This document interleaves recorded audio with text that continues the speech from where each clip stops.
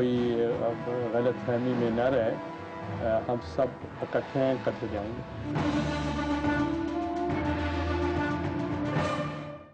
ہم سب اکٹھے ہیں اور اکٹھے جائیں گے، یہ تھے وزیر اعظم یوسف رضا گیلانی جو رپورٹر سے بات کر رہے تھے، اور روایتی طور پر جس کو ٹرائیکا کہا جاتا ہے، یعنی صدر، وزیر اعظم اور آرمی چیف،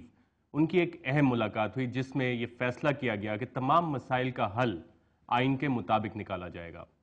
رپورٹر کے ذرائع کے مطابق ٹرائیکا کی اس میٹنگ میں آئین کا آرٹیکل 248 بھی زیر بحث آیا، جس میں یہ واضح طور پہ لکھا ہوا ہے کہ جب تک صدر اپنے عہدے پہ فائز ہیں ان کے خلاف کوئی کارروائی نہیں کی جا سکتی۔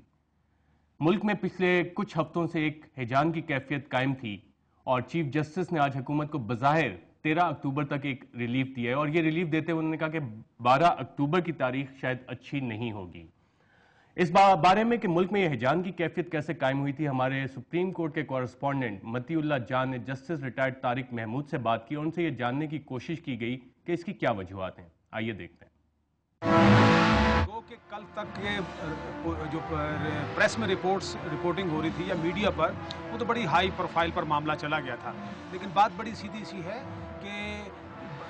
میرا خیال ہے حکومت نے یہ بہت اچھی بات کی کہ انہوں نے مزید اس پر غور و خوض کیا، اور آج لیکن صبح جب یہ خبر ملی کہ یہ جو اٹارنی جنرل صاحب جو ایڈجرنمنٹ کی ریکویسٹ کریں گے، تو یہ بات کلیئر ہو گئی تھی کہ یہ ایڈجرنمنٹ ہوگی۔ وجہ یہ ہے کہ دیکھیں، آپ بھی روزانہ عدالتوں میں آتے ہیں، روزانہ لوگ جو ہیں ایڈجرنمنٹ لیتے ہیں، ایڈجرنمنٹ جو ہے وہ اس سسٹم کا ایک بہرحال حصہ ہے۔ اور پھر دوسری بات انہوں نے کچھ گراؤنڈز بھی دی، اور گراؤنڈز میں ایک بات انہوں نے یہ تھی کہ اس بات کو ہم مزید لیگل آسپیکٹ اس کو جو ہے اس کو دیکھنا چاہتے ہیں۔ اور پھر دوسری اہم بات جو انہوں نے کہی کہ ہماری ریویو پٹیشن پینڈنگ ہے۔ یہ ریویو کا اس لیے اس میں امپورٹنس ہو جاتی ہے کہ دیکھیں، مثال کے طور پر وہ اگر آ کے یہ کہتے کہ جناب ہم اس کو یہ جو ہے اسپیسیفک پیرا اس کو امپلیمنٹ نہیں کر سکتے، تو یقیناً اس کے لیے ان کو گراؤنڈز بتانی پڑتی، تو وہ شاید وہی گراؤنڈز ہیں جو کہ انہوں نے ریویو میں عرض کی ہیں۔ تو اس حوالے سے جب یہ سامنے بات آئی تو پھر عدالت نے مناسب سمجھا کہ ان کی پٹیشن جو ہے وہ سن لی جائے، تاکہ وہ تمام گراؤنڈز، وہ تمام تحفظات، وہ اعتراضات جو پاسبلی وہ لے سکتے ہیں، اس کو سن لیا جائے۔ صاحب یہ بتائیں کہ یہ جو ایک سیاسی غیر یقینی کی سی صورتحال پیدا ہو گئی تھی، اس میں کچھ لوگوں کا یہ خیال ہے کہ سپریم کورٹ کی طرف سے جس طریقے سے جارحانہ انداز سے فیصلے پر عمل درآمد کرانے کا اصرار کیا جا رہا تھا، اس کا بھی بہت بڑا حصہ تھا اس سیاسی غیر یقینی میں۔ دیکھیں، اگر آپ یہ ذکر کرتے ہیں پھر تو میں یہ بھی کہوں گا کہ شاید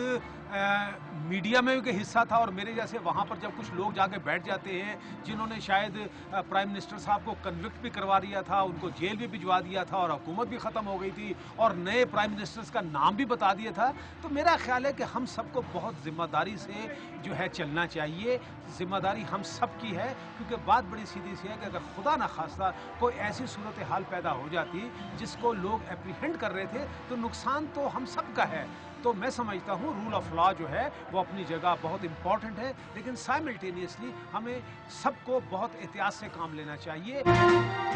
یہ تھے جسٹس ریٹائرڈ طارق محمود، جو کہ جوڈیشل موومنٹ کے بھی ایک بہت ایکٹیو ممبر تھے، اور وہ کہہ رہے تھے کہ رول آف لا پریویل ہونا چاہیے اور ہمیں بہت ذمہ داری سے کام لینا چاہیے۔